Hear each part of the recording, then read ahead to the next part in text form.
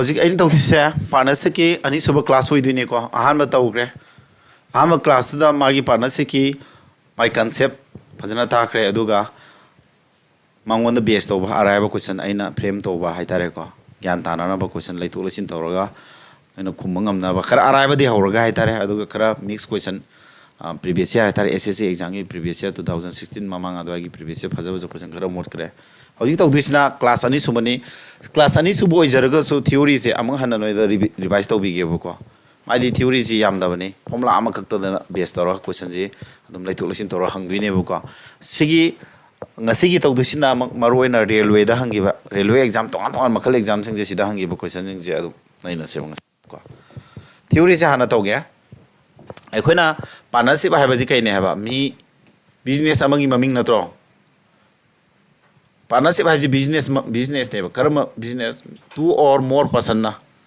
ꯃꯤ ꯑꯅꯤ ꯅꯠꯇ꯭ꯔꯒ ꯑꯅꯤꯗꯒꯤ ꯍꯦꯟꯕ ꯃꯤꯁꯤꯡꯁꯦ ꯃꯈꯣꯏꯅ ꯕꯤꯖꯤꯅꯦꯁ ꯇꯧꯃꯤꯟꯅ ꯇꯥꯔꯒꯗꯤ ꯃꯗꯨ ꯀꯩ ꯀꯧꯋꯦꯕ ꯄꯥꯔꯠꯅꯔꯁꯤꯞ ꯀꯧꯋꯦ ꯍꯥꯏꯕ ꯑꯗꯨꯒ ꯁꯤꯗ ꯕꯤꯖꯤꯅꯦꯁ ꯇꯧꯃꯤꯟꯅꯔꯤꯕ ꯃꯤꯁꯤꯡꯁꯤꯅ ꯀꯔꯤ ꯀꯧꯋꯦꯕ ꯄꯥꯔꯠꯅꯔꯁ ꯍꯥꯏꯔ ꯈꯪꯅꯩꯌꯦꯕꯀꯣ ꯄꯥꯔꯠꯅꯔꯁ ꯀꯣ ꯌꯥꯔꯦ ꯁꯤꯅꯤ ꯃꯥꯒꯤ ꯑꯗꯨꯒ ꯑꯃꯨꯛ ꯃꯥꯏ ꯐꯣꯔꯃꯨꯂꯥꯁꯤꯗꯤ ꯀꯩꯅꯣ ꯑꯩꯈꯣꯏꯅ ꯄꯩꯁꯥꯁꯤ ꯕꯤꯖꯤꯅꯦꯁ ꯇꯧꯕꯗ ꯃꯣꯏꯅ ꯄꯨꯊꯣꯛꯏꯕ ꯄꯩꯁꯥꯁꯦ ꯁꯦꯟꯐꯝꯁꯦ ꯀꯩ ꯀꯧꯋꯦꯕ ꯀꯦꯄꯤꯇꯦꯜ ꯀꯧꯋꯦꯕ ꯅꯠꯇ꯭ꯔꯦ ꯍꯥꯏꯔꯒ ꯏꯟꯚꯦꯁꯃꯦꯟ ꯊꯥꯗꯔꯤꯕ ꯁꯦꯟꯐꯝꯗꯣ ꯏꯟꯚꯦꯁꯃꯦꯟ ꯍꯥꯏꯇꯥꯔꯦꯀꯣ ꯀꯦꯄꯤꯇꯦꯜ ꯅꯠꯇ꯭ꯔꯒ ꯏꯟꯚꯦꯁꯃꯦꯟꯁꯦ ꯏꯟꯚꯦꯁꯃꯦꯟꯒꯤ ꯔꯦꯁꯤꯌꯣꯁꯦ ꯁꯤ ꯃꯇꯨꯡ ꯏꯟꯅ ꯑꯩꯈꯣꯏꯅ ꯑꯇꯣꯡꯕꯗꯣ ꯄ꯭ꯔꯣꯐꯤꯠ ꯁꯦꯌꯔꯤꯡ ꯔꯦꯁꯤꯌꯣꯒ ꯃꯥꯟꯅꯅꯦꯕ ꯑꯩꯈꯣꯏꯅ ꯕꯤꯖꯤꯅꯦꯁ ꯇꯧꯔꯗꯤ ꯄ꯭ꯔꯣꯐꯤꯠ ꯑꯃ ꯂꯥꯛꯑꯗꯤ ꯌꯦꯟꯅꯔꯣꯏꯗ꯭ꯔꯣ ꯌꯦꯟꯅꯅꯤꯀꯣ ꯌꯦꯟꯅꯔꯤꯗꯣ ꯀꯅꯥꯒꯤ ꯀꯔꯤꯗ ꯌꯦꯟꯅꯅꯤ ꯍꯥꯏꯇꯥꯔꯒꯗꯤ ꯑꯩꯈꯣꯏꯅ ꯄꯩꯁꯥꯁꯤ ꯄꯨꯊꯣꯛꯏꯕ ꯑꯩꯈꯣꯏꯅ ꯊꯥꯗꯔꯤꯕ ꯄꯩꯁꯥ ꯄꯨꯊꯣꯛꯅꯔꯤꯕ ꯄꯩꯁꯥꯗꯣ ꯑꯗꯨꯒꯤ ꯔꯦꯁꯤꯌꯣꯗꯨꯒꯤ ꯃꯇꯨꯡ ꯏꯟꯅ ꯄ꯭ꯔꯣꯐꯤꯠꯇꯨꯁꯨ ꯌꯦꯟꯅꯅꯤ ꯍꯥꯏꯕꯅꯤꯗ ꯁꯄꯣꯁ ꯑꯩꯅ ꯂꯨꯄꯥ 2,000 ꯄꯨꯊꯣꯛꯑꯦ ꯕꯤꯖꯤꯅꯦꯁ ꯇꯧꯔꯦ ꯑꯃꯅ 3,000 ꯇꯧꯔ ꯕꯤꯖꯤꯅꯦꯁ ꯄꯨꯊꯣꯛꯑꯦ ꯑꯗꯨ ꯇꯥꯔꯒꯗꯤ ꯄꯩꯁꯥꯁꯤ ꯌꯦꯟꯅꯕ ꯃꯇꯝꯗ ꯍꯌꯦꯡ ꯑꯁꯤ ꯌꯥꯔꯣꯏꯕ ꯑꯩꯈꯣꯏꯒꯤ ꯅꯣꯔꯃꯦꯜ ꯂꯥꯏꯐꯁꯤꯗꯗꯤ ꯑꯩꯈꯣꯏ ꯃꯤꯑꯣꯏꯕꯅ ꯇꯧꯅꯩꯁꯤ ꯀꯩꯅꯣ ꯅꯨꯡꯁꯤꯅꯕꯒꯤ ꯇꯥꯝꯗ ꯆꯞ ꯃꯥꯟꯅ ꯌꯦꯟꯅꯁꯦ ꯍꯥꯏꯔꯛꯀꯅꯤꯅ ꯆꯍꯤ ꯑꯃ ꯕꯤꯖꯤꯅꯦꯁ ꯇꯧꯔꯦ 50,000 ꯀꯥꯟꯅꯔꯦꯕ ꯏꯃꯥꯟꯅꯕꯒ ꯑꯩꯒꯤ ꯕꯤꯖꯤꯅꯦꯁ ꯇꯧꯃꯤꯟꯅꯕꯗ 50,000 ꯌꯦꯟꯅꯔꯣꯏꯗ꯭ꯔꯣ ꯑꯩꯈꯣꯏꯒꯤꯗꯤ ꯁꯤꯒꯨꯝꯕ ꯑꯪꯀꯁꯤꯗꯗꯤ ꯑꯗꯨ ꯌꯥꯔꯔꯣꯏꯕ ꯑꯦꯛꯖꯥꯝꯄꯜ ꯑꯃ ꯄꯤꯒꯦꯀꯣ ꯃꯌꯥꯝ ꯒ꯭ꯌꯥꯟ ꯍꯦꯟꯅ ꯇꯥꯅꯕ A ꯀꯧꯕ ꯅꯨꯄꯥꯁꯤꯅ 2,000 ꯄꯨꯊꯣꯛꯑ ꯕꯤꯖꯤꯅꯦꯁ ꯇꯧꯔꯦ ꯕꯤꯁꯤꯅ ꯂꯨꯄꯥ 3,000 ꯄꯨꯊꯣꯛꯑ ꯌꯦꯟ ꯂꯣꯏꯔꯦꯕ ꯕꯣꯏꯂꯔ ꯂꯣꯏꯔꯦꯅ ꯈꯜꯂꯣ ꯑꯗꯨꯗꯤ ꯔꯦꯁꯤꯌꯣꯁꯤ ꯀꯌꯥꯅꯣ ꯃꯣꯏ ꯏꯟꯚꯦꯁꯃꯦꯟ ꯀꯣ ꯃꯣꯏꯅ ꯄꯨꯊꯣꯛꯏꯕ ꯄꯩꯁꯥꯁꯤ ꯏꯟꯚꯦꯁꯃꯦꯟ ꯀꯧꯏ ꯅꯠꯇ꯭ꯔꯒ ꯀꯦꯄꯤꯇꯦꯜ ꯀꯧꯏ ꯃꯣꯏ ꯔꯦꯁꯤꯌꯣꯁꯤ ꯀꯌꯥꯅꯣ 2:3 ꯅꯠꯇ꯭ꯔꯥ ꯁꯤꯒꯤ ꯆꯥꯡꯗ ꯌꯦꯟꯅꯅꯤ ꯃꯣꯏꯅ ꯍꯌꯦꯡ ꯄ꯭ꯔꯣꯐꯤꯠ ꯐꯪꯕꯗꯣ ꯄ꯭ꯔꯣꯐꯤꯠꯁꯤ ꯃꯕꯥꯅꯤꯅ ꯆꯍꯤ ꯑꯃꯗ ꯂꯨꯄꯥ 5,000ꯁꯤ ꯃꯕꯥꯅꯤ ꯄ꯭ꯔꯣꯐꯤꯠ ꯐꯪꯉꯦꯅ ꯈꯜꯂꯁꯦꯕ ꯁꯤ ꯄ꯭ꯔꯣꯐꯤꯠꯁꯤ ꯃꯕꯥꯅꯤ ꯌꯦꯟꯅꯗꯣꯏꯅꯦꯕ ꯌꯦꯟꯅꯒꯦ ꯇꯥꯔꯒꯗꯤ Aꯅ 2 ꯐꯪꯀꯥꯟꯗ Bꯅ ꯄ꯭ꯔꯣꯐꯤꯠꯁꯦ 3 ꯑꯣꯏꯅꯦꯕ ꯍꯥꯏꯕꯗꯤ ꯏꯟꯚꯦꯁꯃꯦꯟ ꯔꯦꯁꯤꯌꯣꯗ ꯍꯧꯖꯤꯛꯀꯤꯗꯨ 2:3 ꯇꯥꯔꯗ꯭ꯔꯣ ꯏꯟꯚꯦꯁꯃꯦꯟ ꯔꯦꯁꯤꯌꯣ 2:3 ꯑꯣꯏꯇꯥꯔꯒꯗꯤ ꯄ꯭ꯔꯣꯐꯤꯠ ꯔꯦꯁꯤꯌꯣꯁꯨ 2:3 ꯑꯣꯏꯔꯅꯤ ꯍꯥꯏꯕ ꯑꯩꯅ ꯍꯥꯏꯅꯤꯡꯕꯗꯤ ꯄ꯭ꯔꯣꯐꯤꯠ ꯌꯦꯟꯅꯕꯒꯤ ꯔꯦꯁꯤꯌꯣꯁꯤꯒ ꯀꯅꯥꯗꯒꯤ ꯂꯧꯔꯒ ꯀꯅꯥꯒ ꯃꯥꯟꯅꯍꯟꯒꯗꯕ ꯃꯥꯅ ꯄꯨꯊꯣꯛꯅꯔꯤꯕ ꯄꯩꯁꯥꯁꯦ ꯁꯤꯒꯤ ꯔꯦꯁꯤꯌꯣꯒ ꯃꯥꯟꯅꯍꯟꯒꯅꯤ ꯍꯥꯏꯕꯅꯦꯕ ꯌꯥꯔꯕ ꯑꯩꯅ ꯍꯥꯏꯁꯦ ꯃꯦꯟ ꯄꯣꯏꯟ ꯑꯩꯅ ꯍꯥꯏꯅꯤꯡꯉꯤ ꯄꯣꯠꯁꯦ ꯁꯦꯟꯗꯣꯡ ꯌꯦꯟꯅꯕꯁꯦ ꯅꯪꯅ ꯁꯦꯟꯗꯣꯡ ꯌꯦꯟꯅꯔꯝꯗꯥꯏꯗ ꯀꯔꯝꯕ ꯔꯦꯁꯤꯌꯣꯗ ꯆꯥꯡꯗ ꯌꯦꯟꯅꯒꯗꯒꯦ ꯍꯥꯏꯇꯥꯔꯒꯗꯤ ꯏꯟꯚꯦꯁꯃꯦꯟ ꯔꯦꯁꯤꯌꯣꯗೋ ꯑꯗꯨ ꯈꯪꯉꯀꯥꯟꯗ ꯑꯗꯨꯒꯤ ꯔꯦꯁꯤꯌꯣꯗꯨꯗꯤ ꯌꯦꯟꯅꯒꯗꯕ Aꯅ 2 ꯊꯨꯡꯀꯥꯟꯗ Bꯅ 3ꯒꯤ ꯆꯥꯡ ꯊꯨꯡꯅꯤ ꯍꯥꯏꯕꯅꯦꯕ ꯑꯗꯨ ꯇꯥꯔꯗꯤ 1,000 ꯌꯦꯟꯅꯗꯣꯏ ꯅꯠꯇ꯭ꯔꯥ ꯑꯗꯨꯗꯤ Aꯅ ꯐꯪꯗꯣꯏꯁꯦ ꯀꯌꯥꯅꯣ ꯑꯄꯨꯟꯕ 5 ꯃꯅꯨꯡꯗ 2ꯅꯤ ꯑꯗꯨꯗꯤ ꯁꯤꯗꯗꯤ 2,000 ꯇꯥꯔꯅꯤ ꯁꯤꯅ 3,000 ꯐꯪꯒꯅꯦꯕ ꯁꯨꯃꯥꯏꯅ ꯂꯥꯛꯑꯅꯦꯕꯀꯣ ꯑꯗꯨ ꯀꯔꯤꯒꯨꯝꯕ ꯄꯩꯁꯥꯁꯤ ꯍꯧꯕꯗꯤ ꯂꯣꯏꯕ ꯑꯃꯅ 2,000 ꯄꯨꯊꯣꯛꯏ ꯑꯃꯅ 3 ꯄꯨꯊꯣꯛꯇ꯭ꯔꯥ ꯃꯕꯥꯅꯤꯁꯤ ꯆꯍꯤ ꯑꯃꯒꯤ ꯃꯇꯨꯡꯗ ꯕꯤꯖꯤꯅꯦꯁꯁꯤ ꯂꯨꯄꯥ 5,000 ꯐꯪꯉꯤꯅꯦ ꯈꯜꯂꯣꯕ ꯍꯧꯕꯗꯤ ꯂꯣꯏꯕ ꯕꯤꯖꯤꯅꯦꯁ ꯌꯥꯎꯃꯤꯟꯅꯗ꯭ꯔꯣ Aꯅ ꯄꯩꯁꯥꯁꯤ ꯌꯥꯝ ꯄꯨꯊꯣꯛꯇꯦ ꯑꯗꯨ ꯇꯥꯔꯒꯁꯨ ꯃꯥꯅ ꯊꯥ 4 ꯄꯨꯊꯣꯛꯑꯝꯃꯣꯕ ꯁꯤ ꯑꯦꯛꯖꯥꯝꯄꯜ ꯑꯇꯣꯞꯄ ꯑꯃꯒ ꯍꯥꯏꯔꯛꯀꯦꯕꯀꯣ ꯁꯦ Aꯅ ꯃꯥꯒꯤ ꯄꯩꯁꯥꯁꯤ ꯂꯨꯄꯥ 2,000 ꯄꯨꯊꯣꯛꯑꯦꯕ ꯑꯗꯨ ꯃꯥꯅ ꯑꯍꯥꯟꯕꯒꯤ ꯊꯥ 7 ꯈꯛ ꯄꯨꯊꯣꯛꯑꯝꯃ ꯇꯣꯛꯑꯦꯕ Bꯗꯨꯅ ꯂꯨꯄꯥ 3,000ꯁꯤ ꯃꯥꯅ ꯌꯥꯝ ꯄꯨꯊꯣꯛꯆꯔꯁꯨ ꯑꯀꯣꯟꯕꯒꯤ ꯊꯥ 5ꯗꯨꯒ ꯄꯨꯊꯣꯛꯑꯦꯕ ꯑꯗꯨ ꯇꯥꯔꯗꯤ ꯏꯟꯚꯦꯁꯃꯦꯟ ꯔꯦꯁꯤꯌꯣꯁꯦ ꯊꯥ ꯃꯁꯤꯡꯗꯨꯅ ꯑꯗꯨꯝ ꯄꯨꯔꯤꯒꯅꯦꯕ ꯍꯥꯏꯕꯗꯤ ꯇꯥꯏꯝꯅ ꯃꯣꯏꯅ ꯄꯩꯁꯥꯗꯨ ꯀꯌꯥꯝ ꯀꯨꯏꯅ ꯄꯨꯊꯣꯛꯀꯦ ꯍꯥꯏꯕꯗꯣ ꯑꯗꯨ ꯅꯪ ꯄꯨꯔꯤꯗ ꯌꯥꯔꯛꯑꯔꯣꯏꯕ ꯉꯁꯥꯏꯒꯤꯗꯅ ꯄꯨꯔꯤꯗꯦ ꯀꯩꯒꯤꯅꯣ ꯍꯧꯕꯗꯒꯤ ꯂꯣꯏꯕ ꯐꯥꯎꯕ ꯃꯕꯥꯅꯤ ꯄꯩꯁꯥꯁꯤ ꯆꯞ ꯃꯥꯟꯅꯅ ꯄꯨꯊꯣꯛꯃꯤꯟꯅꯕꯅꯤꯅ ꯊꯥ ꯃꯁꯤꯡꯗꯨ ꯃꯥꯟꯅꯩꯕ ꯆꯍꯤ ꯑꯣꯏꯔꯒꯁꯨ ꯆꯍꯤ ꯑꯃ ꯁꯣꯝꯁꯨ ꯆꯍꯤ ꯑꯃ ꯀꯛꯅꯒꯤꯅꯦꯕ Aꯅ ꯕꯤꯖꯤꯅꯦꯁꯁꯦ ꯍꯧꯕꯗꯤ ꯂꯣꯏꯕ ꯌꯥꯎꯏ Bꯁꯨ ꯍꯧꯕꯗꯤ ꯂꯣꯏꯕ ꯌꯥꯎꯏ ꯇꯥꯏꯝꯗꯨ ꯃꯥꯟꯅꯔꯝꯃꯣꯏꯗ꯭ꯔꯣ ꯔꯦꯁꯤꯌꯣꯗꯗꯤ ꯍꯣꯔꯦꯟ ꯇꯥꯏꯝꯅ ꯄꯨꯔꯤꯔꯛꯀꯅꯤ ꯍꯥꯏꯕꯅꯤ ꯁꯤꯗꯁꯨ ꯇꯥꯏꯝꯅ ꯄꯨꯔꯤꯅꯤ ꯍꯥꯏꯕꯅꯤ ꯀꯛꯅꯒꯤꯅꯦꯕꯀꯣ ꯒ꯭ꯌꯥꯟ ꯇꯥꯕ꯭ꯔꯥ ꯍꯥꯏꯁꯦ ꯁꯤꯗꯗꯤ Aꯅ ꯃꯥꯒꯤ ꯂꯨꯄꯥ 2,000 ꯄꯨꯊꯣꯛꯄꯁꯦ ꯊꯥ 8 ꯈꯛ ꯄꯨꯊꯣꯛꯏ ꯑꯍꯥꯟꯕꯩ ꯊꯥ 3ꯗꯣ Bꯅ ꯃꯥꯒꯤ ꯂꯨꯄꯥ 3,000ꯁꯤ ꯄꯨꯊꯣꯛꯑꯒ ꯑꯀꯣꯟꯕꯩ ꯊꯥ 5ꯗꯨ ꯄꯨꯊꯣꯛꯑ ꯌꯥꯎꯁꯤꯜꯂꯛꯄꯅꯦꯕ ꯑꯗꯨꯗꯤ ꯊꯥ ꯃꯁꯤꯡ ꯃꯥꯟꯅꯗ꯭ꯔꯕꯅꯤꯅ ꯄꯨꯔꯤꯔꯣꯕ ꯑꯗꯨ ꯀꯌꯥ ꯇꯥꯔꯤꯁꯤꯅ ꯑꯅꯤ ꯇꯔꯦꯠ ꯇꯔꯥ ꯃꯔꯤꯁꯤꯅ ꯀꯌꯥ ꯑꯣ ꯃꯉꯥ ꯇꯔꯥꯃꯉꯥ ꯄꯩꯁꯥ ꯌꯦꯟꯅꯕꯁꯦ ꯀꯩꯗꯧꯔꯥ ꯑꯦꯅ 14 ꯐꯪꯕ ꯃꯇꯝꯗ ꯕꯤꯅ 15ꯒꯤ ꯆꯥꯡ ꯐꯪꯅꯦ ꯁꯨꯃꯥꯏꯅ ꯒ꯭ꯌꯥꯟ ꯇꯥꯏꯀꯣ ꯑꯩꯈꯣꯏꯁꯦ ꯑꯗꯨꯗꯤ ꯀꯔꯤ ꯅꯣꯂꯦꯖꯅꯣ ꯑꯩꯈꯣꯏꯅ ꯐꯪꯉꯤꯁꯦ ꯑꯅꯤꯈꯛ ꯐꯪꯉꯦ ꯑꯩꯈꯣꯏꯅ ꯄ꯭ꯔꯣꯐꯤꯠ ꯌꯦꯟꯅꯕ ꯍꯥꯏꯕꯁꯦ ꯃꯈꯣꯏꯅ ꯄꯨꯊꯣꯛꯈ꯭ꯔꯤꯕ ꯄꯩꯁꯥꯗꯣ ꯑꯗꯨꯒꯤ ꯔꯦꯁꯤꯑꯣꯗꯨꯒꯤ ꯃꯇꯨꯡ ꯏꯟꯅ ꯌꯦꯟꯅꯅꯤ ꯍꯥꯏꯕꯁꯤꯃ ꯂꯩꯔꯦ ꯅꯦꯛꯁꯇ ꯉꯁꯥꯏꯒꯤ ꯃꯈꯣꯏꯅ ꯄꯨꯊꯣꯛꯏꯕ ꯄꯩꯁꯥꯒꯤ ꯔꯦꯁꯤꯑꯣ ꯄꯨꯊꯣꯛ ꯃꯇꯝꯗ ꯑꯩꯈꯣꯏꯅ ꯇꯥꯏꯝꯅ ꯄꯨꯔꯤꯅꯤ ꯍꯥꯏꯕꯁꯤꯃ ꯇꯥꯏꯝꯗꯣ ꯃꯥꯟꯅꯔꯝꯗ꯭ꯔꯒꯗꯤ ꯄꯨꯔꯤꯗ ꯌꯥꯔꯣꯏ ꯃꯥꯟꯅꯔꯝꯃꯒꯗꯤ ꯄꯨꯔꯤꯗ꯭ꯔꯁꯨ ꯇꯣꯛ ꯌꯥꯏ ꯃꯔꯝꯗꯤ ꯀꯛꯅꯒꯤꯅꯤ ꯍꯥꯏꯕꯒꯤ ꯁꯤꯗ ꯀꯛꯅꯔꯤ ꯁꯨꯃꯥꯏꯅ ꯑꯗꯨꯗꯤ ꯀꯟꯁꯦꯞ ꯑꯁꯤ ꯑꯅꯤ ꯂꯩꯔꯦꯀꯣ ꯑꯁꯤ ꯑꯅꯤꯁꯤ ꯐꯪꯍꯜꯂꯒ ꯀꯣꯏꯁꯟ ꯃꯈꯜ ꯃꯈꯜꯁꯦ ꯀ꯭ꯂꯥꯁ ꯅꯝꯕꯔ 1ꯒꯤ ꯚꯤꯗꯤꯑꯣꯗꯨꯁꯨ ꯑꯗꯨꯝ ꯌꯦꯡꯉꯨ ꯃꯔꯛ ꯃꯔꯛꯇ ꯁꯥꯎꯟ ꯈꯤꯇꯪ ꯅꯨꯡꯉꯥꯏꯇꯕ ꯌꯥꯎꯕꯅꯦ ꯑꯗꯨꯅ ꯑꯩꯁꯨ ꯌꯦꯡꯉꯦꯕꯀꯣ ꯁꯥꯎꯟꯗꯤ ꯌꯥꯝ ꯀꯟꯅ ꯅꯨꯡꯉꯥꯏꯇꯕ ꯑꯣꯏꯔꯒꯗꯤ ꯔꯦꯀꯣꯔꯗꯤꯡꯁꯦ ꯑꯃꯨꯛ ꯍꯟꯅ ꯂꯧꯖꯤꯔ ꯇꯧꯕꯅꯦꯕ ꯑꯩꯁꯨ ꯀ꯭ꯂꯥꯁ ꯑꯃ ꯇꯥꯈ꯭ꯔ ꯄꯣꯠ ꯑꯃ ꯍꯟꯕ ꯍꯥꯏꯁꯦ ꯑꯩꯁꯨ ꯃꯇꯝ ꯃꯥꯡꯉꯤꯅꯤꯅꯀꯣ ꯍꯟꯁꯤꯔꯥ ꯍꯟꯒꯨꯝꯁꯤꯔꯥ ꯀꯟꯅ ꯈꯟꯕꯅꯦꯕ ꯑꯩꯁꯨ ꯀ꯭ꯂꯥꯁꯇꯣ ꯑꯩꯅ ꯏꯁꯥ ꯏꯊꯟꯗ ꯑꯃꯨꯛ ꯌꯦꯡꯖꯔꯦ ꯑꯗꯨꯀꯥꯟꯗ ꯌꯥꯝ ꯀꯟꯅ ꯗꯤꯁꯇꯔꯕ ꯑꯣꯏꯗꯦꯕ ꯁꯥꯎꯟꯗꯣ ꯃꯔꯛ ꯃꯌꯥ ꯄꯤꯠꯄ ꯈꯔꯕꯨꯗꯤ ꯇꯧꯈ꯭ꯔꯦꯀꯣ ꯀꯩꯒꯤꯅꯣ ꯈꯪꯗꯦ ꯎꯆꯤ ꯆꯪꯕꯩꯔ ꯀꯩꯅꯣ ꯒ꯭ꯌꯥꯟ ꯇꯥꯗ꯭ꯔꯦ ꯑꯗꯣ ꯀ꯭ꯂꯥꯁꯇ ꯍꯟꯗ꯭ꯔꯁꯨ ꯌꯥꯔꯦ ꯍꯥꯏꯕꯒꯤ ꯍꯟꯗ꯭ꯔꯕꯗꯤ ꯅꯣꯏ ꯑꯗꯨꯝ ꯌꯦꯡꯉꯣ ꯚꯤꯗꯤꯑꯣ ꯑꯗꯣ ꯑꯗꯨꯃꯛ ꯌꯦꯡꯗ꯭ꯔꯒꯁꯨ ꯁꯤꯗꯁꯨ ꯑꯗꯨꯝ ꯒ꯭ꯌꯥꯟ ꯇꯥꯅꯤꯅ ꯈꯜꯂꯦ ꯍꯧꯖꯤꯛ ꯔꯦꯜꯋꯦꯒꯤ ꯀꯣꯏꯁꯟ ꯃꯈꯜ ꯃꯌꯥꯝ ꯑꯃ ꯑꯩꯅ ꯀꯂꯦꯛꯁꯟ ꯇꯧꯖꯕꯅꯦ ꯑꯗꯨ ꯁꯤ ꯌꯦꯡꯉꯣ ꯑꯩ ꯀꯥꯟꯅꯗꯣꯏꯁꯦ ꯅꯣꯏꯅ ꯄꯥꯔꯠꯅꯔꯁꯤꯞꯁꯦ ꯍꯩꯒꯦ ꯍꯥꯏꯔꯒꯗꯤ ꯑꯩꯒꯤ ꯚꯤꯗꯤꯑꯣ ꯀ꯭ꯂꯥꯁ 1 2 ꯂꯩꯔꯦꯅ ꯍꯌꯦꯡ 3ꯗꯅ ꯑꯃꯨꯛ ꯀꯩꯗꯧꯔꯦ ꯈꯔ ꯗꯤꯐꯤꯀꯜ ꯑꯣꯏꯕ ꯀꯣꯏꯁꯟ ꯃꯌꯥꯝ ꯌꯥꯎꯔꯛꯑꯅꯤꯀꯣ ꯑꯗꯨꯝ ꯅꯩꯅꯔꯛꯈꯤꯅꯦꯕ ꯑꯗꯨꯗ ꯅꯩꯅ ꯂꯣꯏꯗ꯭ꯔꯒꯗꯤ ꯀ꯭ꯂꯥꯁ 4ꯕꯨ ꯍꯥꯞꯆꯤꯜꯂꯛꯄ ꯌꯥꯏꯀꯣ ꯀ꯭ꯂꯥꯁꯁꯦ ꯃꯔꯥꯡ ꯀꯥꯏꯍꯟꯒꯦ ꯇꯧꯕ ꯑꯗꯣ ꯅꯣꯏꯅ ꯑꯇꯣꯞꯄ ꯂꯥꯏꯔꯤꯛ ꯂꯩꯔꯒ ꯄꯥꯔꯠꯅꯔꯁꯤꯞꯀꯤ ꯀꯣꯏꯁꯟ ꯁꯨꯛꯊꯤ ꯊꯤꯔꯁꯨ ꯌꯥꯔꯦ ꯁꯤꯒꯤ ꯀ꯭ꯂꯥꯁ 3 ꯅꯠꯇ꯭ꯔꯒ 4ꯗꯤ ꯁꯨꯔꯛꯀꯅꯤ ꯈꯜꯂꯦ 4 ꯁꯨꯔꯛꯄ ꯌꯥꯕꯒꯤ ꯆꯥꯟꯁ ꯋꯥꯡꯅ ꯂꯩ ꯀ꯭ꯂꯥꯁ 4ꯁꯤꯗ ꯑꯩꯅ ꯅꯩꯅꯔꯤꯕ ꯀꯣꯏꯁꯟꯁꯤꯡꯁꯤꯒ ꯐꯖꯅ ꯃꯃꯨꯠ ꯇꯥꯅ ꯍꯩꯔꯕ ꯑꯗꯨꯒ ꯑꯗꯨꯗ ꯑꯩ PDF ꯁꯨ ꯄꯤꯔꯛꯀꯦꯕꯀꯣ PDF ꯇꯨꯗ ꯌꯥꯎꯔꯤꯕ ꯀꯣꯏꯁꯟꯗꯣ ꯅꯣꯏꯅ ꯌꯨꯝꯗ ꯑꯩꯒꯤ ꯑꯍꯣꯠꯄꯗꯨ ꯌꯦꯡꯗꯕꯤꯗ ꯅꯁꯥꯅ ꯁꯦꯞ ꯄ꯭ꯔꯦꯛꯇꯤꯁ ꯇꯧꯕ ꯉꯝꯕ꯭ꯔꯥ ꯌꯦꯡꯉꯣ ꯍꯌꯦꯡ ꯑꯦꯛꯖꯥꯝ ꯃꯌꯥꯗꯁꯨ ꯀꯥꯟꯅꯅꯤ PDF ꯇꯨ ꯄꯥꯏꯁꯤꯜꯂꯣ ꯑꯗꯨ PDF ꯁꯤ ꯅꯣꯏꯅ ꯍꯧꯖꯤꯛ ꯃꯆꯤ ꯄꯥꯏꯔꯨꯗ꯭ꯔꯒꯁꯨꯀꯣ ꯑꯩꯒꯤ ꯑꯦꯞꯁꯤ ꯍꯦꯛ ꯔꯦꯗꯤ ꯑꯣꯏꯇꯥꯔꯒꯗꯤ ꯑꯦꯞꯁꯤꯒꯤ ꯊ꯭ꯔꯨꯁꯤꯗ ꯆꯦꯞꯇꯔ 9 ꯃꯥꯒꯤ PDF ꯑꯃꯁꯨꯡ ꯚꯤꯗꯤꯑꯣ ꯍꯥꯏꯅ ꯑꯂꯛ ꯇꯣꯉꯥꯟꯅ ꯑꯩ ꯐꯣꯜꯗꯔ ꯁꯦꯝꯃꯛꯀꯅꯦꯕ ꯇꯣꯉꯥꯟꯅ ꯚꯤꯗꯤꯑꯣꯅ ꯚꯤꯗꯤꯑꯣ ꯐꯣꯜꯗꯔ ꯚꯤꯗꯤꯑꯣ ꯌꯦꯡꯉꯒ ꯚꯤꯗꯤꯑꯣꯁꯤꯗ ꯑꯗꯨꯝ ꯀ꯭ꯂꯥꯁ 1 2 3 ꯑꯣꯔꯗꯔ 9 ꯌꯦꯡꯉ ꯊꯣꯔꯛꯍꯜꯂꯅꯤ ꯑꯗꯨꯒ PDF ꯍꯥꯏꯔꯒ PDF ꯁꯨ ꯀ꯭ꯂꯥꯁ 1 ꯚꯤꯗꯤꯑꯣ ꯀ꯭ꯂꯥꯁ 2 ꯚꯤꯗꯤꯑꯣ ꯑꯩꯗꯤ ꯇꯣꯉꯥꯟꯅ ꯑꯃꯨꯛ ꯇꯧꯅꯦꯕ ꯅꯣꯏꯒꯤ ꯑꯁꯣꯝꯒꯤ ꯅꯣꯏ ꯗꯦꯜꯂꯤ ꯁꯣꯝꯒꯤ ꯅꯪꯅ ꯍꯦꯛ ꯇꯧꯕ ꯑꯃ ꯑꯩꯉꯣꯟꯗ ꯎꯠꯂꯤꯗꯅ ꯑꯗꯨꯗꯗꯤ ꯑꯃꯨꯛ ꯃꯣꯏꯒꯤ PDF ꯄꯨꯟꯁꯤꯟꯕꯅꯦ ꯃꯣꯏꯒꯤꯅ ꯑꯩꯒꯤꯅ ꯑꯃꯨꯛ ꯇꯣꯉꯥꯟꯒꯅꯦꯕ ꯀ꯭ꯂꯥꯁ 1ꯒꯤ PDF ꯇꯣꯉꯥꯟ ꯀ꯭ꯂꯥꯁ 2ꯒꯤ PDF ꯇꯣꯉꯥꯟꯅ ꯄꯤꯅꯦꯕ ꯑꯩꯅ ꯁꯤꯁꯇꯦꯝꯁꯦ ꯑꯃꯨꯛꯀꯣ ꯌꯥꯔꯦ ꯑꯗꯨꯗꯤ ꯍꯧꯖꯤꯛ ꯃꯌꯥꯝ ꯁꯤꯐꯥꯎꯗꯤ ꯒ꯭ꯌꯥꯟ ꯇꯥꯔꯦꯅ ꯈꯜꯂꯦꯀꯣ ꯒ꯭ꯌꯥꯟ ꯇꯥꯔꯦꯀꯣ ꯁꯦ ꯑꯗꯨ ꯚꯤꯗꯤꯑꯣꯁꯦꯀꯣ ꯌꯦꯡꯉꯣ ꯚꯤꯗꯤꯑꯣ ꯊꯥꯒꯠꯂꯤꯅ ꯀ꯭ꯂꯥꯁ ꯆꯥꯡ ꯅꯥꯏꯗꯕꯁꯨ ꯌꯥꯝ ꯌꯥꯎꯔꯦ ꯑꯗꯣ ꯁꯨꯃꯥꯏꯅ ꯇꯧꯁꯦ ꯚꯤꯗꯤꯑꯣꯁꯦ ꯄꯥꯔꯠꯅꯔꯁꯤꯞꯁꯤ ꯊꯥꯒꯠꯍꯧꯔꯕꯅꯤꯅ ꯋꯥꯟꯗ ꯂꯣꯏꯁꯤꯜꯂꯒꯦ ꯅꯣꯏ ꯀꯩꯅꯣ ꯇꯧꯔꯒꯦ ꯑꯩꯅ ꯑꯃ ꯂꯤꯡ ꯇꯧꯔ ꯊꯥꯕꯤ ꯑꯃ ꯂꯩꯗꯅ ꯑꯗꯨꯗ ꯑꯗꯨꯝ ꯌꯦꯡꯉꯣ ꯌꯥꯔꯤꯉꯩꯀꯣ ꯑꯗꯨ ꯊꯥꯖꯤꯜꯂꯛꯑꯒꯦ ꯀꯣꯏꯁꯟ ꯍꯧꯔꯁꯤꯀꯣ ꯀꯣꯏꯁꯟ ꯅꯝꯕꯔ 1ꯗꯩ ꯍꯧꯔꯁꯤ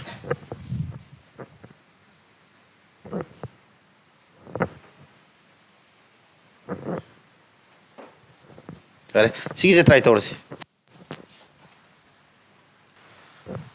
ꯌꯥꯔꯦ ꯃꯌꯥꯝꯁꯤ ꯍꯧꯖꯤꯛꯀꯤ ꯊꯤꯑꯣꯔꯤꯗꯨ ꯒ꯭ꯌꯥꯟ ꯇꯥꯔꯕꯅꯤꯅ ꯁꯤ ꯀꯣꯏꯁꯟꯁꯦ ꯅꯩꯅꯕ ꯍꯧꯔꯁꯦ ꯀꯣꯏꯁꯟꯁꯦ ꯇꯞꯅ ꯅꯩꯅꯁꯦꯕꯀꯣ ꯌꯦꯡꯉꯨ ꯀꯔꯤ ꯍꯥꯏꯕꯅꯣ ꯁꯨꯅꯤꯟꯅ ꯃꯥꯏ 3,000ꯁꯤ ꯄꯨꯊꯣꯛꯑꯦ ꯆꯍꯤ ꯑꯃ ꯑꯅꯟꯅ ꯀꯣꯟꯅ ꯌꯥꯎꯔꯛꯑꯦ ꯀꯔꯝ ꯀꯥꯟꯗ ꯌꯥꯎꯔꯛꯄ ꯊꯥ 4 ꯃꯇꯨꯡꯗ ꯂꯨꯄꯥ ꯀꯌꯥ ꯄꯨꯊꯣꯛꯑꯒ ꯆꯍꯤ ꯐꯔꯀꯥꯟꯗ ꯃꯕꯥꯅꯤꯒꯤ ꯏꯟꯀꯝꯁꯤ ꯂꯨꯄꯥ ꯀꯌꯥꯅꯣ 2,000ꯒ 700 ꯑꯗꯨ ꯇꯥꯔꯗꯤ ꯑꯅꯟꯒꯤ ꯁꯤꯌꯥ ꯀꯌꯥꯅꯣ ꯁꯨꯅꯤꯟꯅ ꯄꯨꯊꯣꯛꯏꯗꯣ ꯀꯌꯥ ꯂꯩꯕ 1,000 मादे हौबदि लोबे यावरेको सही में फरक मोई तौरी बिजनेस सही क्या नो सही में नेबा अदु आनंदी हौबदि यावरकपनि ना मागी से सही में आदि 12 months नत्रो अदुगा आनंदजिना कोना लुपा क्या पुथो यावरपा आनंद यावरे इसे 4 months करीबा लेटर था मरी मतुंग यावरकपनेबा सही में बिजनेस तौबदा था मरी मतुंग यावरदि था क्या कतने मा यावजा इपांग ते पैसा ना क्या लुपा 2,000 पुथोगा सिनेबा रेशोजी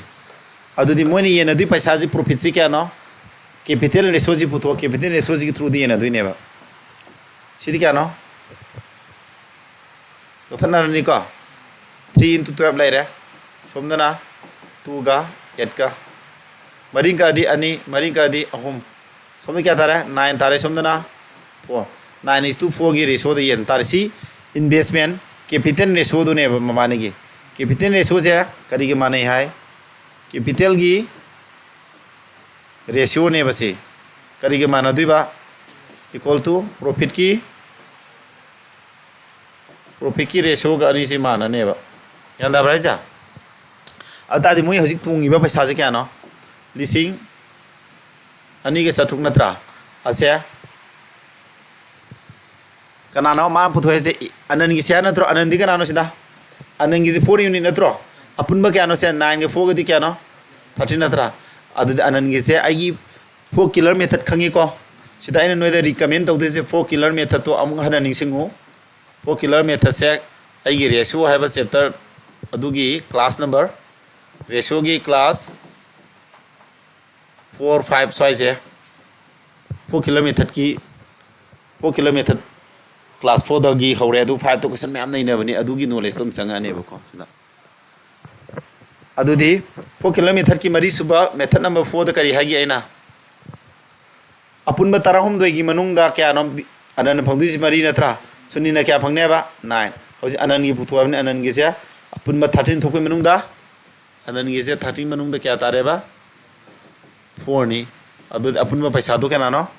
2600 puri rani moi kakna bada live bilung ate pirame 13 ka adi 200 thonge ko 200 ka 4 ga di 800 is the answer samaina ta ne ko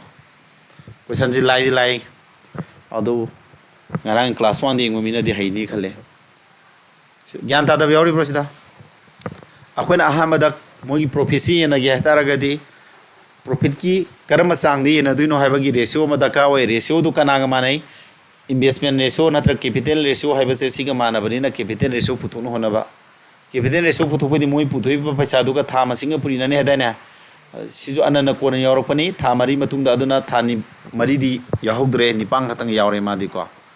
ma tha nipan yawe ji palam deba ma tha mari matung di yawe ji palam me ba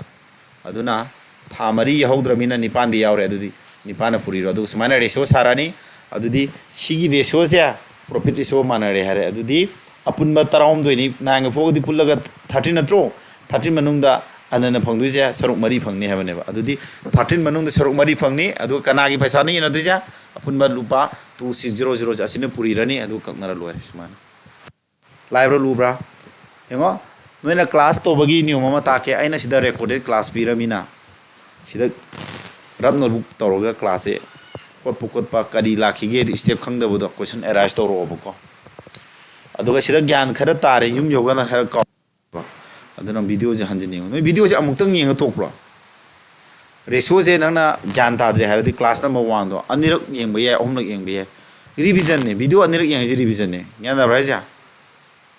video yeng yeng lerik pa matam da nang na ratio gi chapter hot kan da ai class do video do mobile da nakan da thare tham yai ba knowledge ni sing moina lerik ai video do punna pamina lek to almain to bal knowledge tan sing yara ga di yare ko sina noi holan doi ni mathang mathang noi am try to honni sina ngasai theory du ni ko sina mak rrb haji railway exam gi ni ko asm assistant station master gi ni ko 1999 gi ni station master yang osi ko sanju noi hotoi ni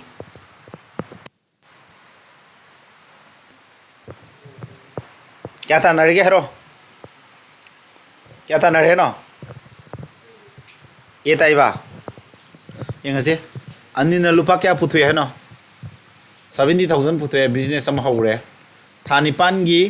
मतुंगदा Bimal जिना लुपा लिसिंग क्या ना लाम लिसिंग मरफु पुथुगा यावरे after 1 year सही में दा मखोगी proposal दो क्या लेगे देगी प्रॉफिट ये नबगी अदु प्रॉफिट ये नबे रेशो इन्वेस्टमेंट रेशो पुथुगा मानरे को अनिन्गिना सी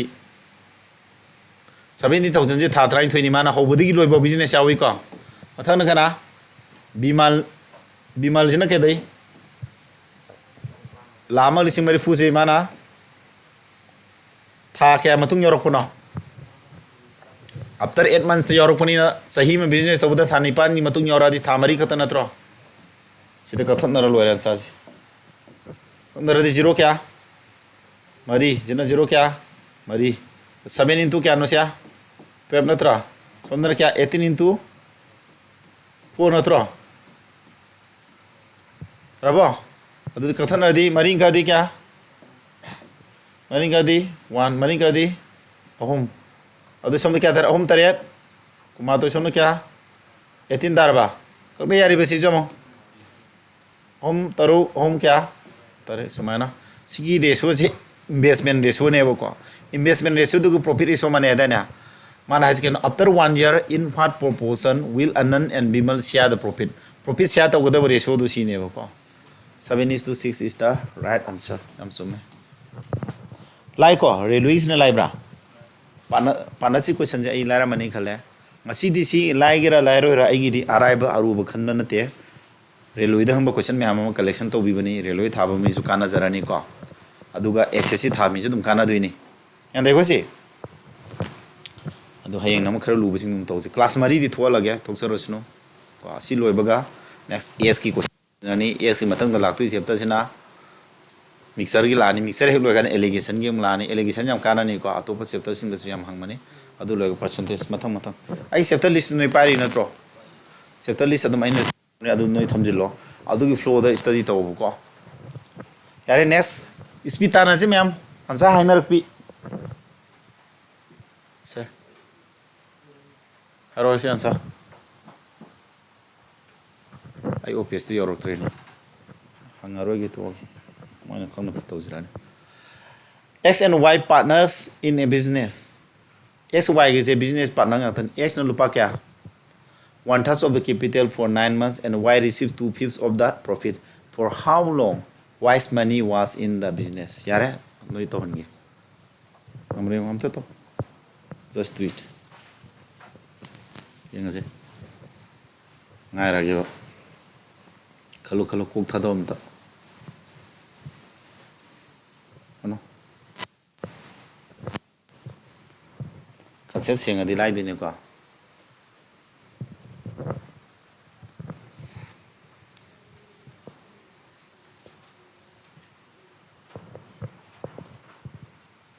to no gi eng ge ina salong tak thok pi yai ba ko class speed ta focus tau de ko speed class na te in to ji noi hayen bagi class ne ba aina speed zara ta kini no inanga moi tapna noi na kadai level da leiri ge je ai khangduk pa pa me adu khanga ga adu pun samina se ko hayen class mari subadana speed tan je ha ita bra x ko y ga x na contribute to je capital apun ma paisa du sor om thuk pe ma 1 la ni ko x na 1 la ni 9 months puthomina 9 na puri ni capital do moina kano loksilo kya thukpa hai ba sida 1/3 ahum thukpa ama hamna tro adon ahum thukpa hamna ahum palo capital do 3 ni loksilo ba 3 gi ahum thukpa ama di kya tarane 1/3 roidro apun ma senpham do capital do adu gi ahum thukpa ama di 1/3 ni x na puthoi ji 1 je thama pan ni ma puthoi ji and y na ke dore sida capital gi ni ko ama profit ke dam ke do ba profit के दो इसे y receive 2/5 of the profit की सरुक क्या बसे fraction अनि संगी को सिना 1/3 है बने 1/3 and 3 लोग सिले सी 3 होय बगी सिना 2/3 है नत्रो 2/5 है नत्रो profit सिना अपुन ब profit तु की सरुक मंगा थोपे क्या है नो अनि हम नत्रा profit तु मंगा नहीं लोग सिलो यंदा ब्राइजा profit मंगा मनुंग द कना नो y न फंगी मंगा मनुंग द क्या फंगे नो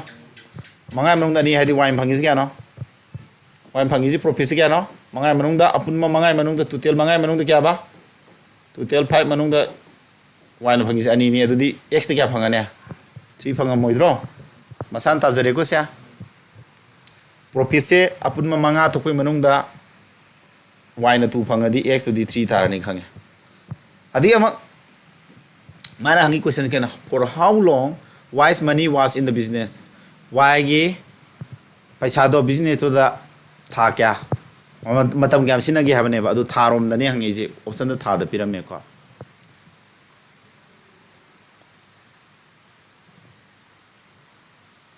अदु देंगो y गी पैसा दु क्या नो अपुन ब कैपिटल गी सरो हम थोपगी कैपिटल जे हम ने हम थोपे अमदि कना द लेग्रा x गी हम थोपे अमदि 1 नत्रो ना था मपन पुथोए अदु दी y गी दी क्या नो कैपिटल लुपा हम गी मनुंग दा x ना अमा पुथोए दी लेमोरी ब अनि दुना y na puthoni ko amaga ani pulag manga ta duin ahum ta duini ko adu y gi tha masing du khangda mina x months ni loksilo samana x months ni loksilo akuna hangi pose x months ni loksilo rabo chini putok tis koi sanji sida lai ji gyan ta ri tapna tause ai kha gyan dar sa pudu kana de ko amaka repeat torake apunma sempham dugi hom thokpagi ama se x na putok tuine ba apunma sempham da aina kaido bagi no sida hom thokpai ama 1/3 haba sida 3 yaw sina aina 3 loksing ri adu ine ba hom thokpagi ama haradi paisa du punna hom ni khalo ba si hom jigi hom thokpai ama haradi 1 tare ko x na putoi pisa ja tha kya putokpa mana 9 months sa mi 9 na puri re adu de paisa je hom thokpai ama ji x na puthodi le mauri ba ani du na kana puthoni y na puthoni magi tha ma singdo kya puthoki khangdo nga te x months ni loksil lebo ko aduga profit nam kari harami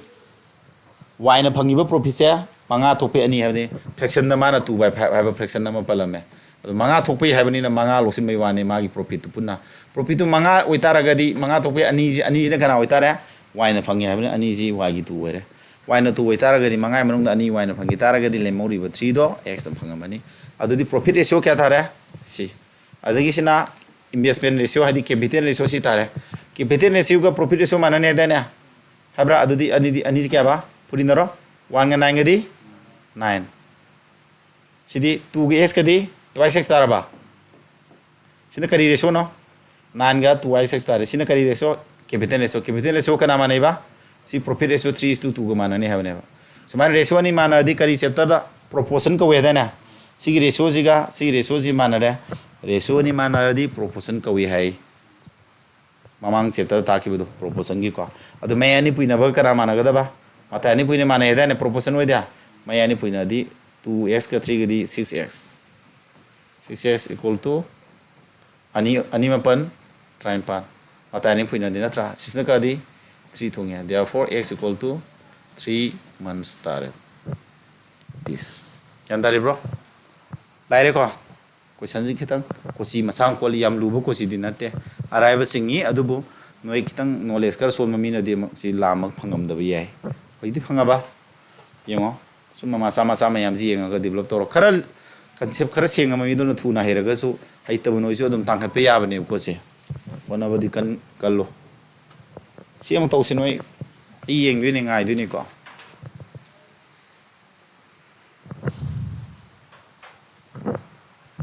yengosa A na business ama hore lupa lising tara pothoga 4 months later B na lupa lising manga pothoga what is the share of A or of A total profit of this ira laira question number 1 to give the time ni hainaro maning kamu ngada bya de ko phal lupa lising sawnga ni logdusi ngada bula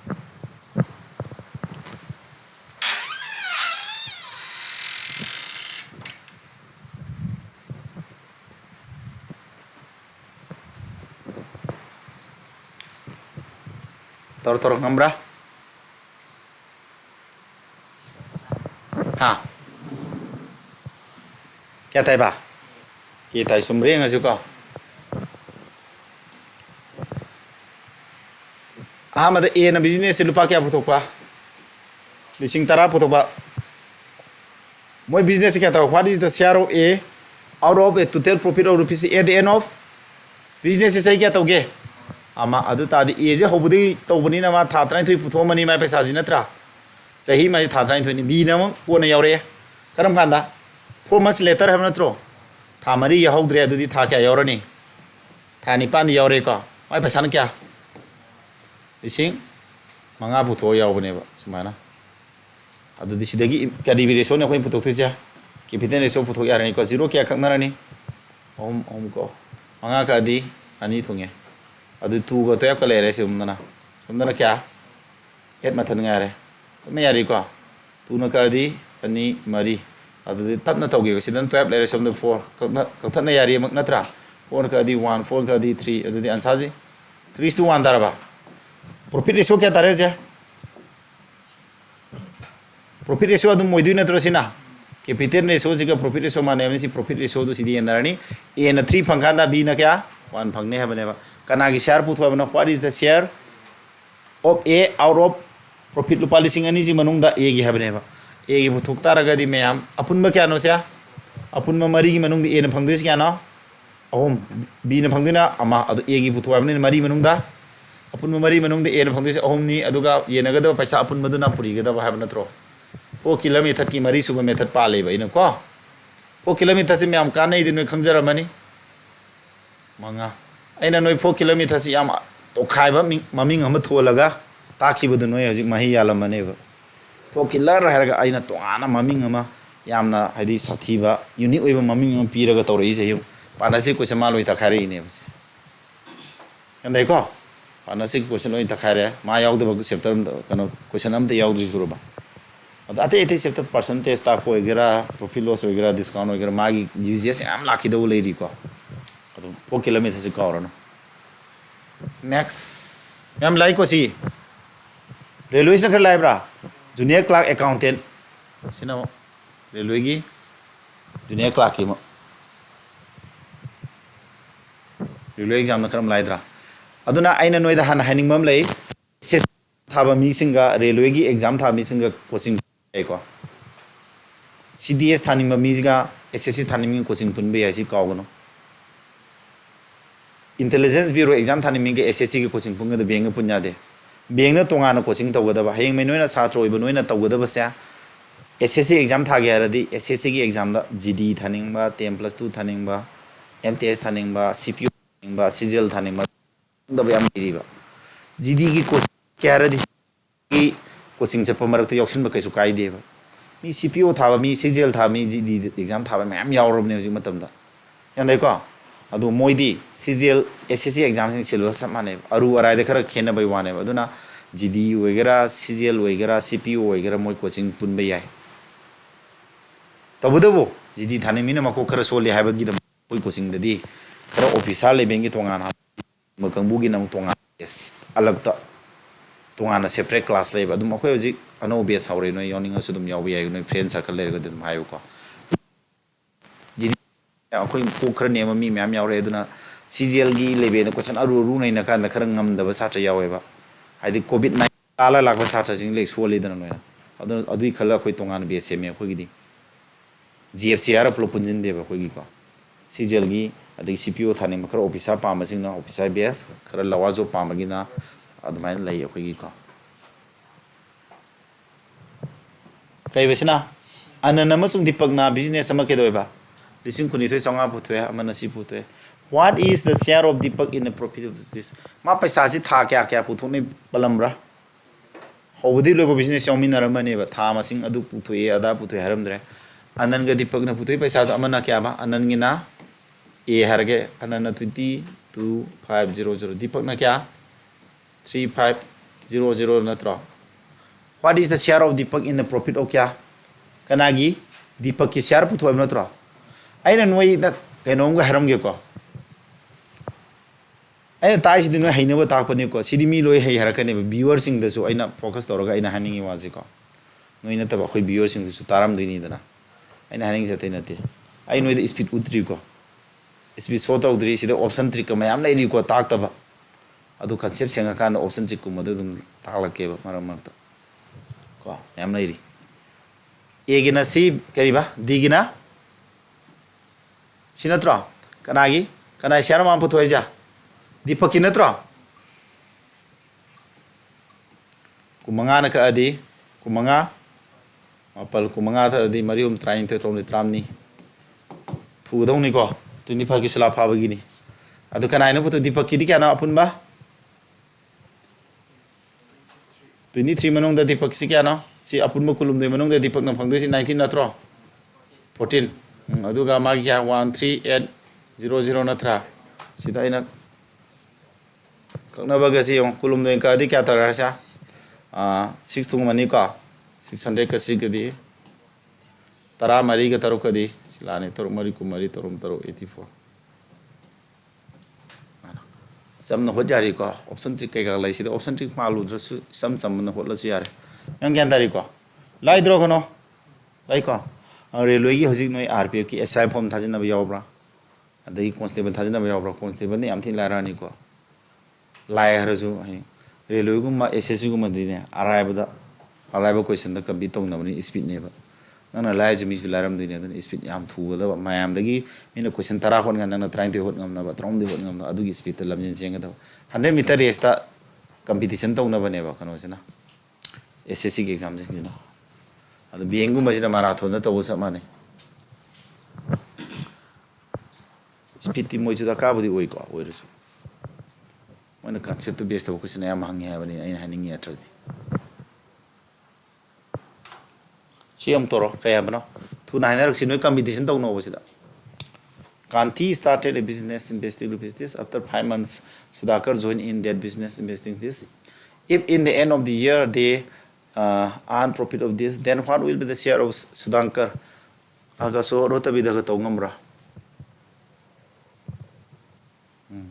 Sudhakar gi hang manatra. Option check togadaba.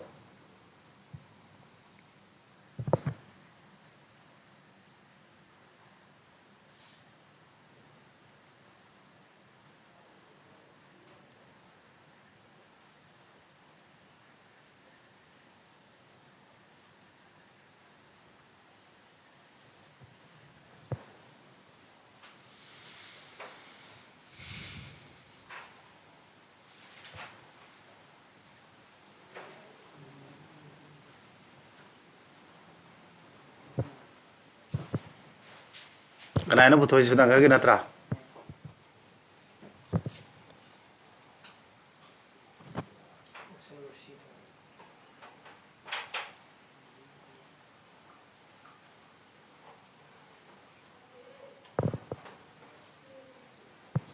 Sitara.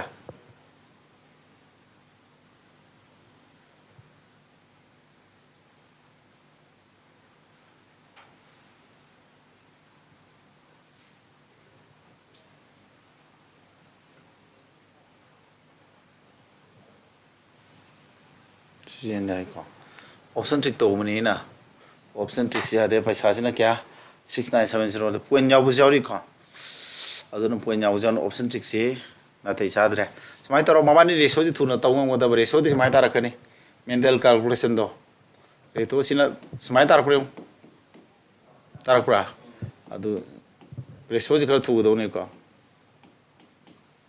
puti wan da dai na sine ba khoi na mind to ri thuna ko adudi 1 de so chalani 17 chala 71 17 17 4 ja 60 17 chala se adu 14 ga 17 puina bodi takra dena mari tere kuni pa chani 350 sume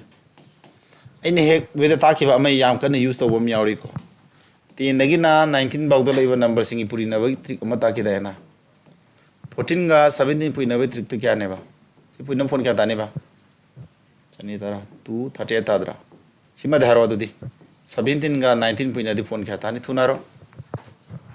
17 19 puina kya tar ge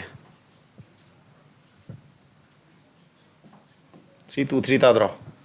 hara ke thunaro no 18 ga kya purina sigam no haning ma maro 18 ga na puina ge ama hero 13 ga to hera kya tare se tu na tata thangam godawni ko takra dane siba amaga hero kana to sige 17 ga kana to ge ma hero kya ga 17 kana to ge hero ha ama hangone tu to bero 17 kana puri no ge 17 14 ga tu 38 hojito yaw rosidi 18 ga 13 ge se kya ba 3 3 ngre 2 3 4 ni ibu so be ni are ko so mana si puri na baje thu na si puri na baje use torok tro si kakna bade ko si 41 ka ya sulap khaba calculation ji sima pu be wari na ti akhoin to ji ko haidi poina torok pagi ne base adu 14 ga si ga puina dore na tra se ni ja 14 ga kana puina dina hoji kja hem 14 ga 170 puina re adu ta di si sang tro 14 ga 17 puina bagi ji si hairadi kya ba sa 230 tare thuna tonga maduni dai na ji puri na bada mayam dagi speed 100 meter race ta chen ni na ji speed thu je aduna ana 10 19 mau do leba na ma singi puri na trick ama toina ta pu dum sangi badum siam to in sang mani hai droina sangi ko ba ena nga sa option trick to sanai duna 7 ni na ta ni thirak pa maram khang bra hore si kakna ga si hore si 14 na ba si ratio ji 14 lakh thori bu ko 14 7 yawi dana 7 ni na thi bane dogi sida ratio tarai ti gyan ta bro ha manu pasin lupa lising ma pan puthe hobdi lo ba yaw da ne ma dia ꯑꯃꯁꯦ ꯀꯅꯥ ꯁꯨꯗꯪꯀꯔꯁꯤꯅ ꯂꯨꯄꯥ ꯂꯤꯁꯤꯡ 9 ꯄꯨꯊꯣꯛꯑꯒ ꯊꯥ ꯀꯌꯥꯅꯣ ꯃꯉꯥꯏ ꯃꯇꯨꯡ ꯌꯥꯎꯕ ꯅꯠꯇ꯭ꯔꯣ 5 monthsꯀꯤ ꯃꯇꯨꯡ ꯌꯥꯎꯕꯅꯤꯅ ꯃꯥꯗꯤ ꯊꯥ 8 ꯐꯨꯔꯤꯔꯅꯤ ꯑꯗꯨ ꯔꯦꯁꯤꯌꯣ ꯊꯨꯅ ꯁꯥꯒꯗꯕꯅꯤ ꯁꯤꯗ ꯀꯪꯅꯗ ꯇꯧ ꯂꯩꯔꯦ 9ꯒ 12ꯒ ꯂꯩꯔꯦ ꯁꯨꯝ 8ꯒ 7ꯒ ꯂꯩꯔꯦ ꯁꯨꯝ ꯑꯪꯀ ꯀꯣꯂꯣꯝ ꯊꯥ ꯂꯩꯗꯤ ꯌꯥꯔꯣꯏꯕ 3 2 3 3 3 8 9 2 8 2 8 ꯁꯨꯃꯥꯏꯅ ꯔꯦꯁꯤꯌꯣꯁꯦ ꯊꯨꯅ ꯁꯥꯕ ꯑꯩꯅ ꯊꯕꯛ ꯊꯨꯅ ꯇꯧꯔꯤ ꯁꯨꯃꯥꯏꯅ ꯔꯦꯁꯤꯌꯣ ꯄꯨꯊꯣꯛꯄꯗ ꯈꯔ ꯊꯨꯕ ꯑꯪꯀ ꯍꯣꯠꯄꯗ ꯍꯥꯏꯗꯤ ꯇꯧꯕ ꯌꯥꯕ ꯁ꯭ꯇꯦꯞ ꯃꯌꯥꯝ ꯁꯝꯖꯤꯜꯂꯒ ꯂꯥꯁꯀꯤ ꯀꯛꯅꯗ ꯌꯥꯗꯕ ꯑꯗꯨꯈꯛ ꯊꯝꯃꯒ ꯍꯣꯜꯂꯣ ꯑꯗꯨꯀꯥꯟꯗ ꯅꯣꯏ ꯁ꯭ꯄꯤꯗ ꯊꯨꯔꯛꯀꯅꯦꯕ ꯃꯀꯣꯛꯇꯩ ꯁꯨꯝ ꯍꯣꯠ ꯂꯩꯔꯗꯤ ꯌꯥꯔꯣꯏ ꯁ꯭ꯄꯤꯗꯀꯤ ꯋꯥꯔꯤ ꯑꯃ ꯈꯟꯅꯕ ꯍꯧꯔꯛꯑꯁꯦ ꯍꯥꯏꯕ ꯑꯩꯅ ꯍꯥꯏꯗꯤ ꯒ꯭ꯌꯥꯟ ꯇꯥꯔꯕꯣ ꯑꯪꯀꯗꯤ ꯂꯥꯏꯔꯦꯕꯀꯣ ꯂꯥꯏꯔꯦꯅ ꯃꯀꯣꯛꯇꯩ ꯔꯦꯁꯤꯌꯣ ꯄꯨꯊꯣꯛꯄꯁꯤ ꯇꯤ ꯇꯧ ꯂꯩꯔꯗꯤ ꯇꯣꯛꯑꯦ ꯗꯛ ꯂꯥꯎꯅ ꯊꯝ ꯉꯝꯒꯗꯕ ꯃꯦꯟꯇꯦꯜꯂꯤ ꯍꯣꯠꯂꯒ ꯃꯥꯏꯟ ꯀꯥꯜꯀꯨꯂꯦꯁꯟ ꯈꯔ ꯇꯧꯁꯤꯜꯂꯣ ꯌꯥꯔꯦꯀꯣ ꯁ꯭ꯄꯤꯗ ꯈꯔ ꯇꯥꯟꯕꯒꯤ ꯄꯣꯠꯇ ꯑꯃꯨꯛ ꯂꯥꯛꯑꯁꯦ ꯍꯧꯖꯤꯛꯅ ꯀꯣꯏꯁꯟ ꯌꯥꯝ ꯅꯩꯅꯍꯧꯔꯦ ꯁꯦ ꯁ꯭ꯄꯤꯗꯇ ꯐꯣꯀꯁ ꯇꯧ ꯍꯧꯔꯛꯑꯦꯀꯣ ꯁꯤꯗꯩꯗꯤ ꯌꯥꯝ ꯍꯩꯔꯦ ꯈꯪꯉꯦ ꯁꯤꯗꯤ ꯑꯃꯨꯛ ꯌꯦꯡꯉꯣ A ꯒ B ꯒꯁꯤꯅ ꯕꯤꯖꯤꯅꯦꯁ ꯍꯧꯔꯦ A invested this for 6 months and B invested rupees for 8 months. What is the share of A in the total profit of C? A ꯒꯤ ꯄꯨꯊꯣꯛꯑꯣ ꯍꯥꯏꯔꯦ ꯔꯦꯁꯤꯌꯣ ꯊꯨꯅ ꯁꯥꯁꯤ ꯁ꯭ꯄꯤꯗ ꯇꯥꯟꯅꯔꯁꯤ ꯑꯩꯁꯨ ꯌꯥꯎꯔꯒꯦ ꯀꯣꯏꯁꯟꯁꯦ ꯑꯩꯅ ꯀꯂꯦꯛꯁꯟ ꯇꯧꯕꯩ ꯋꯥꯅꯤ ꯑꯩ ꯄꯥꯔ ꯇꯧꯕ ꯅꯠꯇꯦꯀꯣ ꯑꯩꯁꯨ ꯁ꯭ꯄꯤꯗꯁꯦ ꯔꯤꯌꯦꯜ ꯁ꯭ꯄꯤꯗꯅꯤ ꯎꯠꯇꯣꯏꯁꯦ ꯑꯦꯒꯤꯅ ꯁꯤ ꯕꯤꯒꯤꯅ 2ꯒꯗꯤ 3 6ꯒ 2 3 19가 시계 나네요. What is the share of A in the total profit? 시대시대 락도이네요. A기 레시오지 탁로나 19 라니 somdana 19가 9 mari 2 mari 3 mga 1가 10가 1가 10가 11 matungda 11 daragura soibra for 6 months and B invested this for 8 months 01 ini katare kun he ko soire mental to bada soire tramanga om nipan kumari mari taru samana tamani ne sam kun samana ta yena ni si tangkai taro kya tare sani yang kai manga